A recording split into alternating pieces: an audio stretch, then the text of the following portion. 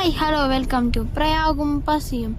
இன்னைக்கு நம்ம வீட்டுக்கு வந்திருக்க ஒரு அழகான தலப்பா வச்சுட்டு ராஜ விநாயகர். அதே மாதிரி உங்களுக்கும் ஹாப்பி விநாயகர் சதுர்த்தி.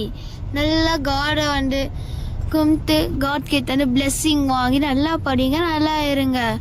இன்னைக்கு அங்கே வாங்கி இருக்க விநாயகர் வந்து ஃபுல்லாக களிமண்ணை செஞ்சாரு. நாங்கள் என்றைக்குமே கலர் விநாயகரை வாங்க மாட்டோம். நீங்களும் அதே மாதிரி களிமண்ணை செஞ்ச விநாயகரை வாங்குங்க. ஏன்னா இந்த மாதிரி கலர் விநாயகரை வந்து நம்ம தண்ணியில் கரைக்கும் போது நம்மளோட எக்கோ சிஸ்டமுக்கு ரொம்ப பாதிப்புக்கு எதுலாம் ஏற்படும்.